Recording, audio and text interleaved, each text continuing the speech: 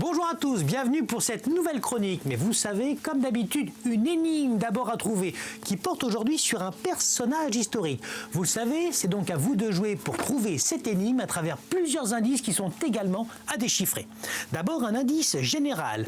Mon nom est à jamais associé à un capitaine condamné et à un cri d'injustice. Premier indice, ma carrière débute dans les journaux. Mais c'est la littérature qui me fera entrer dans l'histoire. Mon œuvre majeure, un vaste cycle romanesque en 20 volumes. Quel est le nom de cette fresque littéraire ? Deuxième indice, je me suis engagé publiquement dans une célèbre affaire judiciaire qui déchira la France. Mon arme fut la plume. J'ai écrit une lettre ouverte qui fit trembler la République. Quel est le titre de ce texte célèbre ? Troisième indice, mon engagement ne fut pas sans conséquence. Poursuivi en justice, je dus m'exiler pour échapper à la condamnation.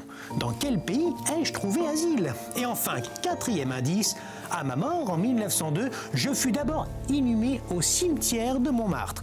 Mais la nation reconnaissante me rendit hommage 6 ans plus tard.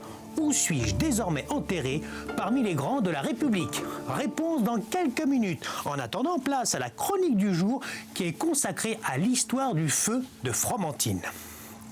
À Fromentine, à la lisière de la forêt et face à l'océan, se dresse une silhouette discrète que beaucoup connaissent sans vraiment la regarder.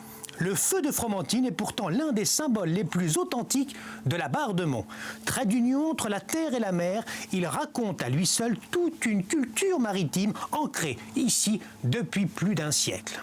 Mais d'abord, qu'est-ce qu'un feu ? Feu et phare remplissent la même mission de signalisation maritime, guider les navires, faciliter l'accès à un port ou encore signaler les dangers. La différence tient à leurs caractéristiques techniques. Un phare est un ouvrage de grande importance répondant à plusieurs critères de hauteur, de portée lumineuse et d'infrastructure, tandis qu'un feu désigne un dispositif plus modeste ne remplissant pas toutes ces exigences.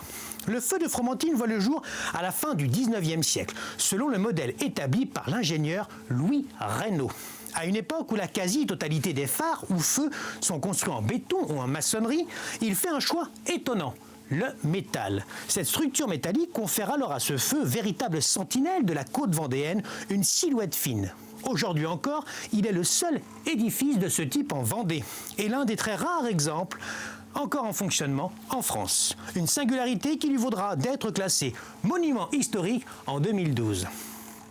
Fait étonnant à relever, ce feu n'était pas destiné à Fromentine, non. Il est d'abord installé à la Pointe du Raz, dans le Finistère, avant de transiter par Saint-Nazaire. Mais finalement, en 1915, il est implanté à Fromentine. Pourquoi ici ?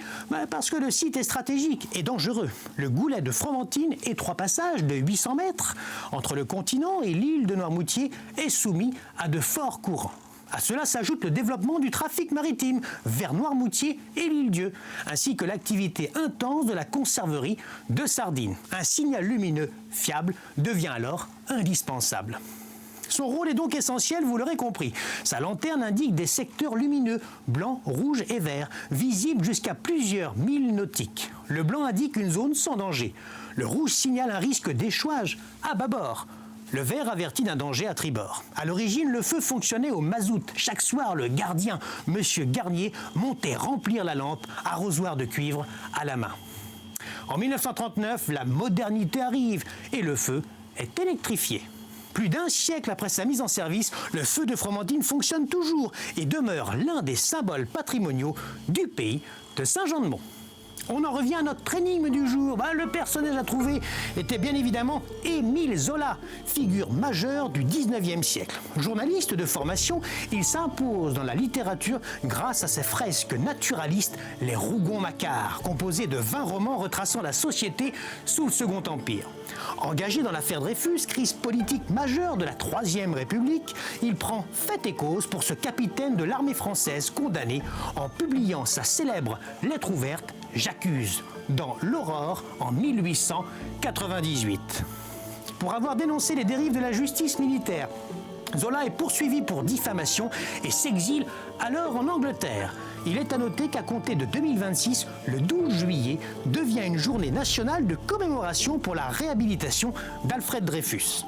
À sa mort en 1902, Émile Zola repose d'abord au cimetière Montmartre avant d'être transféré en 1908 au Panthéon, où la République honore sa mémoire. La prochaine chronique sera consacrée aux Gaulois en terre vendéenne. Eh oui, vous avez bien entendu, des Gaulois ici en Vendée. Allez, bonne semaine à tous. Mais d'ici là, n'oubliez pas, ah non, vous allez beaucoup me manquer.